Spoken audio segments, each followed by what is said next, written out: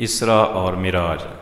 نبی صلی اللہ علیہ وسلم کی دعوت و تبلیغ ابھی کامیابی اور ظلم و ستم کے اس درمیانی مرحلے سے گزر رہی تھی، اور افق کی دور دراز پہنائیوں میں دھندلے تاروں کی جھلک دکھائی پڑنا شروع ہو چکی تھی کہ اسراء اور معراج کا واقعہ پیش آیا۔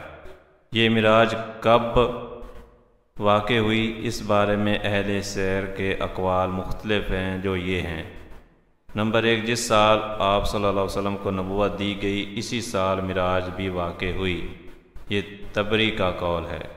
نمبر 2، نبوت کے 5 سال بعد معراج ہوئی، اسے امام نووی اور امام قرطبی نے قرار دیا ہے۔ نمبر 3، نبوت کے 10ویں سال 27 رجب کو ہوئی، اسے علامہ منصور پوری نے اختیار کیا ہے۔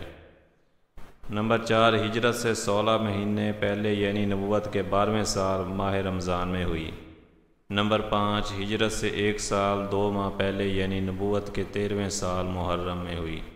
نمبر 6، ہجرت سے 1 سال پہلے یعنی نبوت کے 13ویں سال ماہ ربیع الاول میں ہوئی۔ ان میں سے پہلے 3 اقوال اس لیے صحیح نہیں مانے جا سکتے کہ حضرت خدیجہ رضی اللہ تعالیٰ عنہا کی وفات نماز پنجگانہ فرض ہونے سے پہلے ہوئی تھی، اور اس پر سب کا اتفاق ہے کہ نماز پنجگانہ کی فرضیت معراج کی رات ہوئی۔ اس کا مطلب یہ ہے کہ حضرت خدیجہ رضی اللہ تعالیٰ عنہا کی وفات معراج سے پہلے ہوئی تھی، اور معلوم ہے کہ حضرت خدیجہ رضی اللہ تعالیٰ عنہا کی وفات نبوت کے 10ویں سال ماہ رمضان میں ہوئی تھی، لہذا معراج کا زمانہ اس کے بعد کا ہوگا، اس سے پہلے کا نہیں۔ باقی رہے اخیر کے 3 اقوال، تو ان میں سے کسی کو کسی پر ترجیح دینے کے لیے کوئی دلیل نہ مل سکی۔ البتہ سورہ اسراء کے سیاق سے اندازہ ہوتا ہے کہ یہ واقعہ مکی زندگی کے بالکل آخری دور کا ہے۔ ائمہ حدیث نے اس واقعے کی جو تفصیلات روایت کی ہیں، ہم اگلی سطور میں ان کا حاصل پیش کر رہے ہیں۔ ابن قیم لکھتے ہیں کہ صحیح قول کے مطابق رسول اللہ صلی اللہ علیہ وسلم کو آپ صلی اللہ علیہ وسلم کے جسم مبارک سمیت براق پر سوار کر کے حضرت جبرائیل علیہ السلام کی میت میں مسجد حرام سے بیت المقدس تک سیر کرائی گئی۔ پھر آپ صلی اللہ علیہ وسلم نے وہاں نزول فرمایا اور انبیاء علیہ السلام کی امامت فرماتے ہوئے نماز پڑھائی، اور براق کو مسجد کے دروازے کے حلقے سے باندھ دیا تھا۔ اس کے بعد اسی رات آپ صلی اللہ علیہ وسلم کو بیت المقدس سے آسمان دنیا تک لے جایا گیا۔ جبرائیل علیہ السلام نے دروازہ کھلوایا، آپ صلی اللہ علیہ وسلم کے لیے دروازہ کھولا گیا۔ آپ صلی اللہ علیہ وسلم نے وہاں انسانوں کے باپ حضرت آدم علیہ السلام کو دیکھا اور انہیں سلام کیا۔ انہوں نے آپ صلی اللہ علیہ وسلم کو مرحبا کہا، سلام کا جواب دیا، اور آپ صلی اللہ علیہ وسلم کی نبوت کا اقرار کیا۔ اللہ نے آپ صلی اللہ علیہ وسلم کو ان کے دائیں جانب سعادت مندوں کی روحیں اور بائیں جانب بدبختوں کی روحیں دکھلائیں۔ پھر آپ صلی اللہ علیہ وسلم کو دوسرے آسمان پر لے جایا گیا اور دروازہ کھلوایا گیا۔ آپ صلی اللہ علیہ وسلم نے وہاں حضرت یحییٰ بن زکریہ علیہ السلام اور حضرت عیسیٰ بن مریم علیہ السلام کو دیکھا، دونوں سے ملاقات کی اور سلام کیا۔ دونوں نے سلام کا جواب دیا، مبارکباد دی اور آپ صلی اللہ علیہ وسلم کی نبوت کا اقرار کیا۔ پھر تیسرے آسمان پر لے جایا گیا اور آپ صلی اللہ علیہ وسلم نے وہاں حضرت یوسف علیہ السلام کو دیکھا اور سلام کیا، اور انہوں نے جواب دیا، مبارکباد دی اور آپ صلی اللہ علیہ وسلم کی نبوت کا اقرار کیا۔ پھر چوتھے آسمان پر لے جایا گیا اور وہاں آپ صلی اللہ علیہ وسلم نے حضرت ادریس علیہ السلام کو دیکھا اور انہیں سلام کیا، انہوں نے جواب دیا، مرحبا کہا اور آپ صلی اللہ علیہ وسلم کی نبوت کا اقرار کیا۔ پھر پانچویں آسمان پر لے جایا گیا، وہاں آپ صلی اللہ علیہ وسلم نے حضرت ہارون بن عمران علیہ السلام کو دیکھا اور انہیں سلام کیا، انہوں نے جواب دیا، مبارکباد دی اور اقرار نبوت کیا۔ پھر آپ صلی اللہ علیہ وسلم کو چھٹے آسمان پر لے جایا گیا، وہاں آپ صلی اللہ علیہ وسلم کی ملاقات حضرت موسیٰ بن عمران سے ہوئی۔ آپ صلی اللہ علیہ وسلم نے سلام کیا اور انہوں نے مرحبا کہا اور اقرار نبوت کیا۔ البتہ جب آپ صلی اللہ علیہ وسلم وہاں سے آگے بڑھے تو وہ رونے لگے۔ ان سے کہا گیا، آپ کیوں رو رہے ہیں؟ انہوں نے کہا، میں اس لیے رو رہا ہوں کہ ایک نوجوان جو میرے بعد مبعوث کیا گیا، اس کی امت کے لوگ میری امت کے لوگوں سے بہت زیادہ تعداد میں جنت کے اندر داخل ہوں گے۔ اس کے بعد آپ صلی اللہ علیہ وسلم کو 7ویں آسمان پر لے جایا گیا۔ وہاں آپ صلی اللہ علیہ وسلم کی ملاقات حضرت ابراہیم علیہ السلام سے ہوئی۔ آپ صلی اللہ علیہ وسلم نے انہیں اسلام کیا، انہوں نے جواب دیا، مبارکباد دی اور آپ صلی اللہ علیہ وسلم کی نبوت کا اقرار کیا۔ اس کے بعد آپ صلی اللہ علیہ وسلم کو سدرۃ المنتہا تک لے جایا گیا۔ پھر آپ صلی اللہ علیہ وسلم کے لیے بیت معمور کو ظاہر کیا گیا۔ پھر خدائے جبار جل جلالہ کے دربار میں پہنچایا گیا اور آپ صلی اللہ علیہ وسلم اللہ کے اتنے قریب ہوئے کہ 2 کمانوں کے برابر یا اس سے بھی کم فاصلہ رہ گیا۔ اس وقت اللہ نے اپنے بندے پر وحی فرمائی جو کچھ کے وحی فرمائی، اور 50 وقت کی نمازیں فرض کیں۔ اس کے بعد آپ صلی اللہ علیہ وسلم واپس ہوئے، یہاں تک کہ حضرت موسیٰ علیہ السلام کے پاس سے گزرے تو انہوں نے پوچھا کہ اللہ نے آپ صلی اللہ علیہ وسلم کو کس چیز کا حکم دیا ہے؟ آپ صلی اللہ علیہ وسلم نے فرمایا 50 نمازوں کا۔ انہوں نے کہا آپ صلی اللہ علیہ وسلم کی امت اس کی طاقت نہیں رکھتی، آپ اپنے پروردگار کے پاس واپس جائیے اور اپنی امت کے لیے تخفیف کا سوال کیجیے۔ آپ صلی اللہ علیہ وسلم نے حضرت جبرائیل علیہ السلام کی طرف دیکھا، گویا ان سے مشورہ لے رہے ہیں۔ انہوں نے اشارہ کیا کہ ہاں، اگر آپ صلی اللہ علیہ وسلم چاہیں۔ اس کے بعد حضرت جبرائیل علیہ السلام آپ صلی اللہ علیہ وسلم کو جبار تبارک و تعالیٰ کے حضور لے گئے اور وہ اپنی جگہ تھا۔ بعض طریق میں صحیح بخاری کا لفظ یہی ہے، اس نے 10 نمازیں کم کر دیں اور آپ صلی اللہ علیہ وسلم نیچے لائے گئے۔ جب موسیٰ علیہ السلام کے پاس سے گزر ہوا تو انہیں خبر دی۔ انہوں نے کہا آپ صلی اللہ علیہ وسلم اپنے رب کے پاس واپس جائیے اور تخفیف کا سوال کیجیے۔ اس طرح حضرت موسیٰ علیہ السلام اور اللہ عز و جل کے درمیان آپ صلی اللہ علیہ وسلم کی آمد و رفت برابر جاری رہی، یہاں تک کہ اللہ عز و جل نے صرف 5 نمازیں باقی رکھیں۔ اس کے بعد بھی موسیٰ علیہ السلام نے آپ صلی اللہ علیہ وسلم کو واپسی اور طلب تخفیف کا مشورہ دیا، مگر آپ صلی اللہ علیہ وسلم نے فرمایا اب مجھے اپنے رب سے شرم محسوس ہو رہی ہے، میں اسی پر راضی ہوں اور سر تسلیم خم کرتا ہوں۔ پھر جب آپ صلی اللہ علیہ وسلم مزید کچھ دور تشریف لے گئے تو ندا آئی کہ میں نے اپنا فریضہ نافذ کر دیا اور اپنے بندوں سے تخفیف کر دی۔ اس کے بعد ابن قیم نے اس بارے میں اختلاف ذکر کیا ہے کہ نبی صلی اللہ علیہ وسلم نے اپنے رب تبارک و تعالیٰ کو دیکھا یا نہیں۔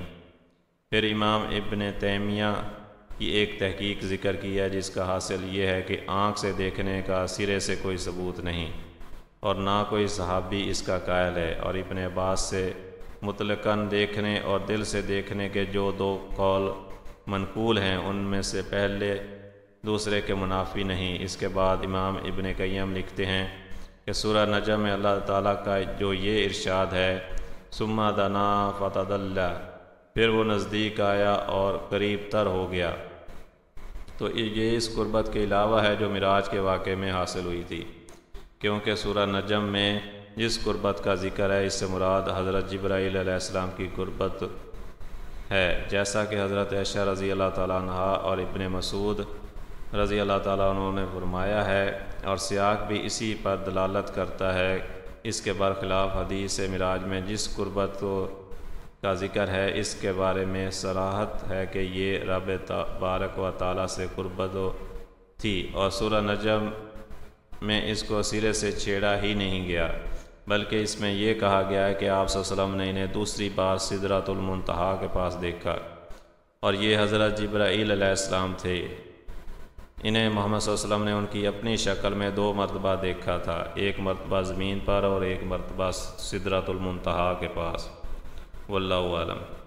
اس دفعہ بھی نبی صلی اللہ علیہ وسلم کے ساتھ شق صدر سینہ چاک کیے جانے کا واقعہ پیش آیا، اور آپ صلی اللہ علیہ وسلم کو اس سفر کے دوران کئی چیزیں دکھلائی گئیں۔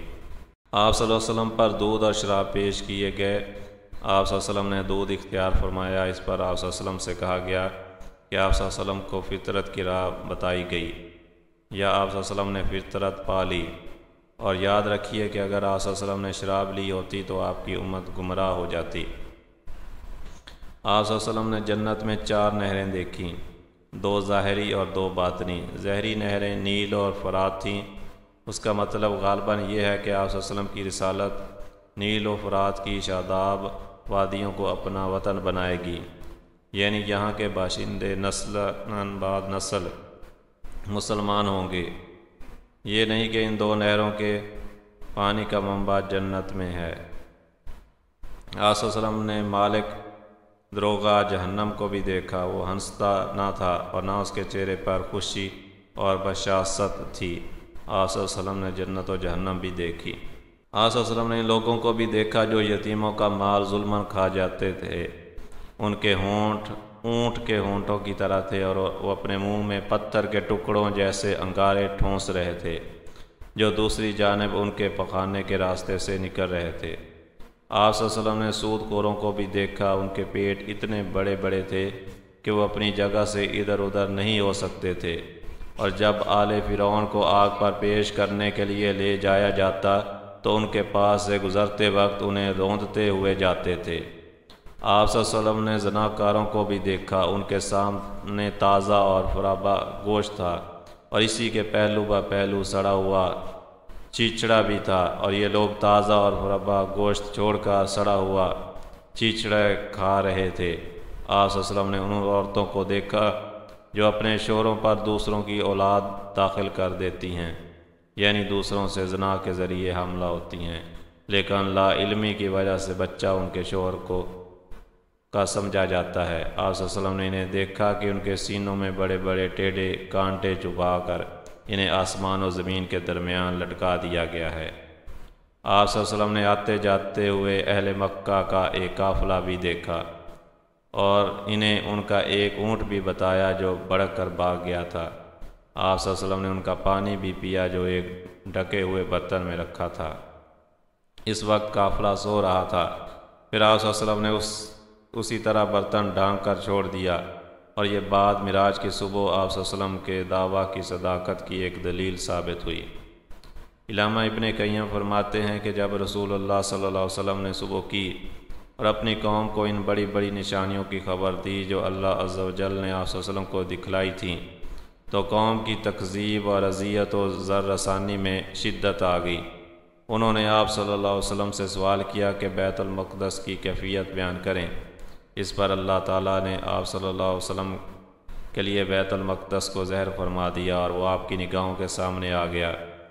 چنانچہ آپ صلی اللہ علیہ وسلم نے قوم کو اس کی نشانیاں بتلانا شروع کی اور ان سے کسی بات کی تردید نہ بن پڑی۔ آپ صلی اللہ علیہ وسلم نے جاتے اور آتے ہوئے ان کے قافلے سے ملنے کا بھی ذکر فرمایا اور بتلایا کہ اس کی آمد کا وقت کیا ہے۔ آپ صلی اللہ علیہ وسلم نے اس اونٹ کی بھی نشاندہی کی جو قافلے کے آگے آگے آ رہا تھا۔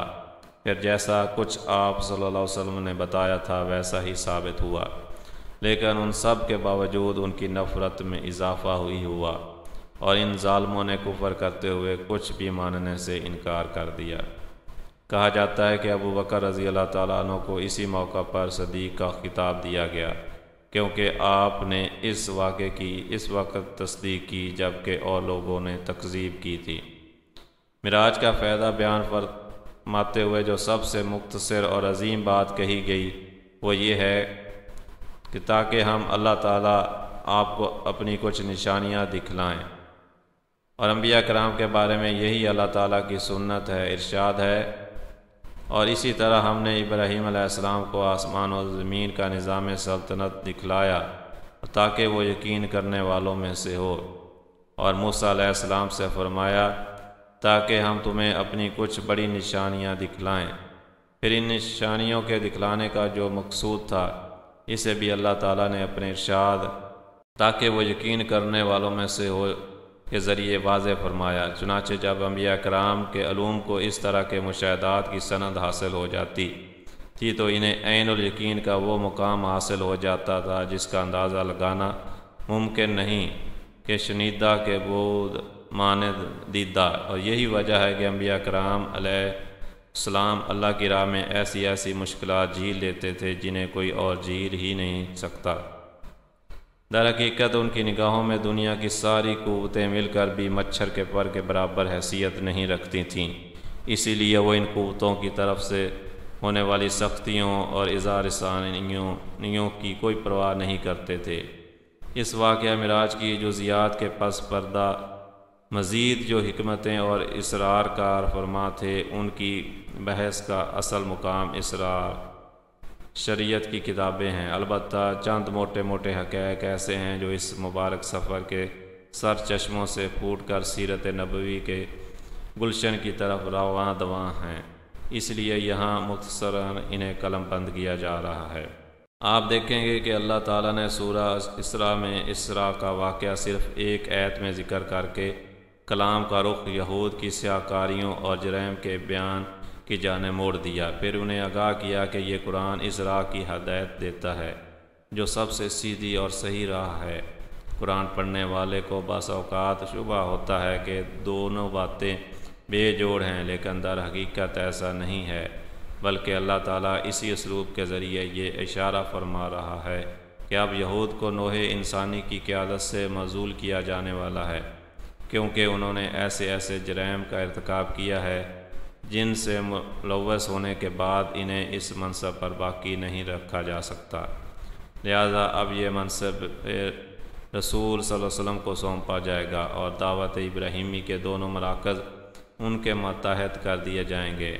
بالفاظ دیگر اب وقت آ گیا ہے کہ روحانی قیادت ایک امت سے دوسری امت کو منتقل کر دی جائے، یعنی ایک ایسی امت سے جس کی تاریخ عذر و خیانت اور ظلم و بدکاری سے بری ہوئی ہے، یہ قیادت چھین کر ایک ایسی امت کے حوالے کر دی جائے جس سے نیکیوں اور بھلائیوں کے چشمے پھوٹیں گے اور جس کا پیغمبر سب سے زیادہ درست راہ بتلانے والے قرآن کی وحی سے بہرہ ہے۔ لیکن یہ قیادت منتقل کیسے ہو سکتی ہے جبکہ اس امت کا رسول مکے کے پہاڑوں میں لوگوں کے درمیان ٹھوکریں کھاتا پھر رہا ہے؟ اس وقت یہ ایک سوال تھا جو ایک دوسری حقیقت سے پردہ اٹھا رہا تھا، اور وہ حقیقت یہ تھی کہ اسلامی دعوت کا ایک دور اپنے خاتمے اور اپنی تکمیل کے قریب آ لگا ہے، اور اب ایک دوسرا دور شروع ہونے والا ہے جس کا دھارا پہلے سے مختلف ہوگا۔ اسی لیے ہم دیکھتے ہیں کہ بعض آیات میں مشرکین کو کھلی وارننگ اور سخت دھمکی دی گئی ہے۔ ارشاد ہے، اور جب ہم کسی بستی کو تباہ کرنا چاہتے ہیں تو وہاں کے اصحاب ثروت کو حکم دیتے ہیں، مگر وہ کھلی خلاف ورزی کرتے ہیں، بس اس بستی پر تباہی کا قول برحق ہو جاتا ہے اور ہم اسے کچل کر رکھ دیتے ہیں۔ اور ہم نے نوح کے بعد کتنی ہی قوموں کو تباہ کر دیا، اور تمہارا رب اپنے بندوں کے جرائم کی خبر رکھنے اور دیکھنے کے لیے کافی ہے۔ پھر ان آیات کے پہلو بہ پہلو کچھ ایسی آیات بھی ہیں جن میں مسلمانوں کو ایسے تمدنی قواعد و ضوابط اور دفعات و مبادی بتلائے گئے ہیں جن پر آئندہ اسلامی معاشرے کی تعمیر ہونی تھی، گویا اب وہ کسی ایسی سرزمین پر اپنا ٹھکانہ بنا چکے ہیں جہاں ہر پہلو سے ان کے معاملات ان کے اپنے ہاتھ میں ہیں، اور انہوں نے ایک ایسی وحدت متماسکہ بنا لی ہے جس پر سماج کی چکی گھوما کرتی ہے۔ لہذا ان آیات میں اشارہ ہے کہ رسول اللہ صلی اللہ علیہ وسلم عنقریب ایسی جائے پناہ اور امن گاہ پالیں گے جہاں آپ صلی اللہ علیہ وسلم کے دین کو استقرار نصیب ہوگا۔ یہ اسراء معراج کے بابرکت واقعے کی تہ میں پوشیدہ حکمتوں اور راز ہے سربستہ میں سے ایک ایسا راز اور ایک ایسی حکمت ہے جس کا ہمارے موضوع سے براہ راست تعلق ہے، اس لیے ہم نے مناسب سمجھا کہ اسے بیان کر دیں۔ اسی طرح کی دو بڑی حکمتوں پر نظر ڈالنے کے بعد ہم نے یہ رائے قائم کی ہے کہ اسراء کا یہ واقعہ یا تو بیعت عقبہ اولیٰ سے کچھ ہی پہلے کا ہے یا عقبہ کی دونوں بیعتوں کے درمیان کا ہے، واللہ عالم۔ پہلی بیعت عقبہ، ہم بتا چکے ہیں کہ نبوت کے 11ویں سال موسم حج میں یثرب کے 6 آدمیوں نے اسلام قبول کر لیا تھا اور رسول اللہ صلی اللہ علیہ وسلم سے وعدہ کیا تھا کہ اپنی قوم میں جا کر آپ صلی اللہ علیہ وسلم کی رسالت کی تبلیغ کریں گے۔ اس کا نتیجہ یہ ہوا کہ اگلے سال جب موسم حج آیا، یعنی ذی الحجہ 12 نبوی مطابق جولائی 621 عیسوی، تو 12 آدمی آپ صلی اللہ علیہ وسلم کی خدمت میں حاضر ہوئے۔ ان میں حضرت جابر بن عبداللہ بن ناب کو چھوڑ کر باقی 5 وہی تھے جو پچھلے سال بھی آ چکے تھے، اور ان کے علاوہ 7 آدمی نئے تھے جن کے نام یہ ہیں: معاذ بن حارث بن افرا، ذکوان بن عبد القیس، عبادہ بن صامت، یزید بن ثعلبہ، عباس بن عبادہ بن نزلہ، ابو الحسم، عویم بن سعدہ۔ ان میں صرف اخیر کے 2 آدمی قبیلہ اوس سے تھے، بقیہ سب کے سب قبیلہ خزرج سے تھے۔ ان لوگوں نے رسول اللہ صلی اللہ علیہ وسلم سے مینا میں عقبہ کے پاس ملاقات کی اور آپ صلی اللہ علیہ وسلم سے چند باتوں پر بیعت کی۔ یہ باتیں وہی تھیں جن پر آئندہ صلح حدیبیہ کے بعد اور فتح مکہ کے وقت عورتوں سے بیعت لی گئی۔ عقبہ کی اس بیعت کی تفصیل صحیح بخاری میں حضرت عبادہ بن صامت رضی اللہ تعالیٰ عنہ سے مروی ہے۔ وہ بیان کرتے ہیں کہ رسول اللہ صلی اللہ علیہ وسلم نے فرمایا، آؤ مجھ سے اس بات پر بیعت کرو کہ اللہ کے ساتھ کسی چیز کو شریک نہ کرو گے، چوری نہ کرو گے، زنا نہ کرو گے اور اپنی اولاد کو قتل نہ کرو گے، اپنے ہاتھ پاؤں کے درمیان سے گڑھ کر کوئی بہتان نہ لاؤ گے اور کسی بھلی بات میں میری نافرمانی نہ کرو گے۔ جو شخص یہ ساری باتیں پوری کرے گا اس کا اجر اللہ پر ہے، اور جو شخص ان میں سے کسی چیز کا ارتکاب کرے بیٹھے گا پھر اسے دنیا ہی میں اس کی سزا دے دی جائے گی تو یہ اس کے لیے کفارہ ہوگی، اور جو شخص ان میں سے کسی چیز کا ارتکاب کر بیٹھے گا پھر اللہ اس پر پردہ ڈال دے گا تو اس کا معاملہ اللہ کے حوالے ہے، چاہے گا تو سزا دے گا اور چاہے گا تو معاف کر دے گا۔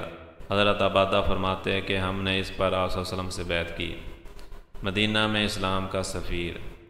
بیعت پوری ہوگی اور حج ختم ہو گیا تو نبی صلی اللہ علیہ وسلم نے ان لوگوں کے ہمراہ یثرب میں اپنا پہلا سفیر بھیجا تاکہ مسلمانوں کو اسلامی احکام کی تعلیم دے اور انہیں دین کے بست سکھائے، اور جو لوگ اب تک شرک پر چلے آ رہے ہیں ان میں اسلام کی اشاعت کرے۔ نبی صلی اللہ علیہ وسلم نے اس سفارت کے لیے سابقین اولین میں سے ایک جوان کا انتخاب فرمایا جس کا نامی اور اسم گرامی مصعب بن عمیر عبدری رضی اللہ تعالیٰ عنہ ہے۔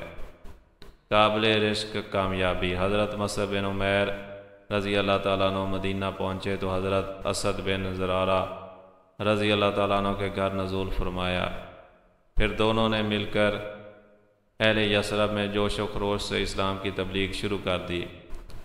حضرت مصعب مقری کے خطاب سے مشہور ہوئے۔ مقری کے معنی ہے پڑھانے والا، اس وقت معلم اور استاد کو مقری کہتے تھے۔ تبلیغ کے سلسلے میں ان کی کامیابی کا ایک نہایت شاندار واقعہ یہ ہے کہ ایک روز حضرت اسد بن زرارہ رضی اللہ تعالیٰ عنہ انہیں ہمراہ لے کر بنی عبد الشہل اور بنی ظفر کے محلے میں تشریف لے گئے اور وہاں بنی ظفر کے ایک باغ کے اندر مرک نامی ایک کنویں پر بیٹھ گئے۔ ان کے پاس چند مسلمان بھی جمع ہو گئے۔ اس وقت تک بنی عبد الشہل کے دونوں سردار یعنی حضرت سعد بن معاذ اور حضرت اسید بن حضیر مسلمان نہیں ہوئے تھے بلکہ شرک ہی پر تھے۔ انہیں جب خبر ہوئی تو حضرت سعد نے حضرت اسید سے کہا کہ ذرا جاؤ اور ان دونوں کو جو ہمارے کمزوروں کو بے وقوف بنانے آئے ہیں ڈانٹ دو اور ہمارے محلے میں آنے سے منع کر دو۔ چنانچہ اسد بن زرارہ میری خالہ کا لڑکا اس لیے تمہیں بھیج رہا ہوں ورنہ یہ کام میں خود انجام دیتا۔ اسید نے اپنا حربہ اٹھایا اور ان دونوں کے پاس پہنچے۔ حضرت اسد نے انہیں آتے دیکھ کر حضرت مصعب سے کہا، یہ اپنی قوم کا سردار تمہارے پاس آ رہا ہے، اس کے بارے میں اللہ سے سچائی اختیار کرنا۔ حضرت مصعب نے کہا، اگر یہ بیٹھا تو اس سے بات کروں گا۔ اسید پہنچے تو ان کے پاس کھڑے ہو کر سخت سست کہنے لگے، بولے تم دونوں ہمارے یہاں کیوں آئے ہو؟ ہمارے کمزوروں کو بے وقوف بناتے ہو۔ یاد رکھو اگر تمہیں اپنی جان کی ضرورت ہے تو ہم سے الگ ہی رہو۔ حضرت مصعب نے کہا، کیوں نہ آپ بیٹھیں اور کچھ سنیں، اگر کوئی بات پسند آ جائے تو قبول کر لیں، پسند نہ آئے تو چھوڑ دیں۔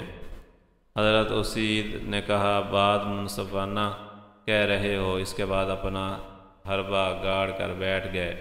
اب حضرت مصعب نے اسلام کی بات شروع کی اور قرآن کی تلاوت فرمائی۔ ان کا بیان ہے کہ باخدا ہم نے حضرت اسید کے بولنے سے پہلے ہی ان کے چہرے کی چمک دمک سے ان کے اسلام کا پتہ لگا لیا۔ اس کے بعد انہوں نے زبان کھولی تو فرمایا، یہ تو بڑا ہی عمدہ اور بہت ہی خوب تر ہے، تم لوگ کسی کو اس دین میں داخل کرنا چاہتے ہو تو کیا کرتے ہو؟ انہوں نے کہا آپ غسل کر لیں، کپڑے پاک کر لیں، پھر حق کی شہادت دیں، پھر 2 رکعت نماز پڑھیں۔ انہوں نے اٹھ کر غسل کیا، کپڑے پاک کیے، کلمہ شہادت ادا کیا اور 2 رکعت نماز پڑھی۔ پھر بولے میرے پیچھے ایک اور شخص ہے، اور اگر وہ تمہارا پیروکار بن جائے تو اس کی قوم کا کوئی آدمی پیچھے نہ رہے گا، اور میں اس کو بھی تمہارے پاس بھیج رہا ہوں۔ اشارہ حضرت سعد بن معاذ کی طرف تھا۔ اس کے بعد حضرت اسید نے اپنا حربہ اٹھایا اور پلٹ کر حضرت سعد کے پاس پہنچے اور اپنی قوم کے ساتھ محفل میں تشریف فرما تھے۔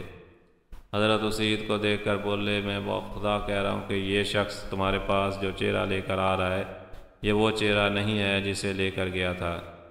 پھر جب حضرت اسید محفل کے پاس آن کھڑے ہوئے تو حضرت سعد نے ان سے دریافت کیا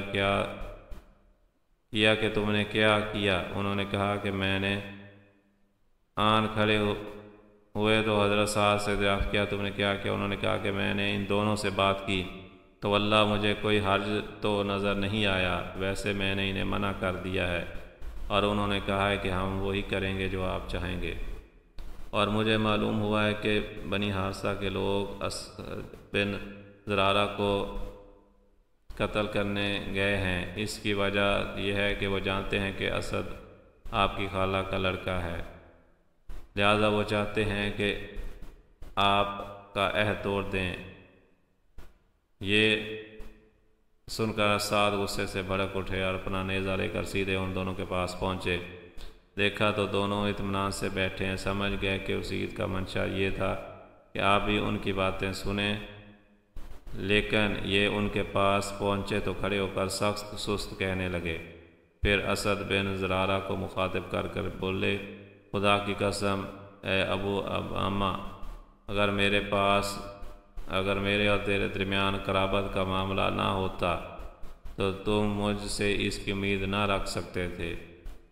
ہمارے محلے میں آ کر ایسی حرکتیں کرتے ہو جو ہمیں گوارا نہیں، اور حضرت اسد بن نے حضرت مصعب سے پہلے ہی کہہ دیا تھا کہ باخدا تمہارے پاس ایک ایسا سردار آ رہا ہے جس کے پیچھے اس کی پوری قوم ہے، اگر اس نے تمہاری بات مان لی تو پھر ان میں سے کوئی بھی نہ بچھڑے گا۔ اس لیے حضرت مصعب نے حضرت سعد سے کہا کیوں نہ آپ تشریف رکھیں اور سنیں، اگر کوئی بات پسند آ گئی تو قبول کر لیں، اور اگر پسند نہ آئی تو ہم آپ کی ناپسندیدہ بات کو آپ سے ہی دور رکھیں گے۔ حضرت سعد نے کہا کہ انصاف کی بات کہتے ہو۔ اس کے بعد اپنا نیزہ گاڑ کر بیٹھ گئے۔ حضرت مصعب نے ان پر اسلام پیش کیا اور قرآن کی تلاوت کی۔ ان کا بیان ہے کہ ہم حضرت سعد کے بولنے سے پہلے ہی ان کے چہرے کی چمک دمک اور ان کے اسلام کا پتہ لگ گیا۔ اس کے بعد انہوں نے زبان کھولی اور فرمایا تم لوگ اسلام لاتے ہو تو کیا کرتے ہو؟ انہوں نے کہا کہ آپ غسل کر لیں، کپڑے پاک کر لیں، پھر حق کی شہادت دیں، پھر 2 رکعت نماز پڑھیں۔ حضرت سعد نے ایسا ہی کیا۔ اس کے بعد اپنا نیزہ اٹھایا اور اپنی قوم کی محفل میں تشریف لائے۔ لوگوں نے دیکھتے ہی کہا کہ ہم باخدا کہہ رہے ہیں کہ حضرت سعد جو چہرہ لے کر گئے تھے اس کے بجائے دوسرا ہی چہرہ لے کر پلٹے ہیں۔ پھر جب حضرت سعد اہل مجلس کے پاس آ کر رکے تو بولے اے بنی عبد الشہل، تم لوگ اپنے اندر میرے معاملہ کیسے جانتے ہو؟ انہوں نے کہا کہ آپ ہمارے سردار ہیں، سب سے اچھی سوجھ بوجھ کے مالک ہیں اور ہمارے سب سے بابرکت پاسبان ہیں۔ انہوں نے کہا اچھا تو سنو، اب تمہارے مردوں اور عورتوں سے میری بات چیت حرام ہے جب تک کہ تم لوگ اللہ اور اس کے رسول پر ایمان نہ لاؤ۔ ان کی اس بات کا یہ اثر ہوا کہ شام ہوتے ہوتے اس قبیلے کا کوئی بھی مرد اور کوئی بھی عورت ایسی نہ بچی جو مسلمان نہ ہو گئی ہو، صرف ایک آدمی جس کا نام اسیرم تھا، اس کا اسلام جنگ احد تک مؤخر ہوا۔ پھر احد کے دن اس نے اسلام قبول کیا اور جنگ میں لڑتا ہوا کام آ گیا۔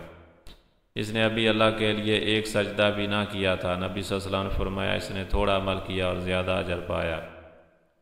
حضرت مصعب حضرت اسد بن زرارہ ہی کے گھر مقیم رہ کر اسلام کی تبلیغ کرتے رہے، یہاں تک کہ انصار کا کوئی گھرانہ باقی نہ بچا جس میں چند مرد اور عورتیں مسلمان نہ ہو چکی ہوں۔ صرف بنی امیہ بن زید اور فاطمہ اور وائل کے مکانات باقی رہ گئے۔ مشہور شاعر قیس بن اسلط انہی کا آدمی تھا زیادہ، اور یہ لوگ اسی کی بات مانتے تھے۔ اس شاعر نے انہیں جنگ خندق 5 ہجری تک اسلام سے روکے رکھا۔ بہرحال اگلے موسم حج یعنی 13ویں سال نبوت کو موسم حج آنے سے پہلے حضرت مصعب بن عمیر رضی اللہ تعالیٰ عنہ کامیابی کی بشارتیں لے کر رسول اللہ صلی اللہ علیہ وسلم کی خدمت میں مکہ تشریف لائے، اور آپ صلی اللہ علیہ وسلم کو قبائل یثرب کے حالات، ان کی جنگی اور دفاعی صلاحیتوں اور خیر کی لیاقتوں کی تفصیلات سنائیں۔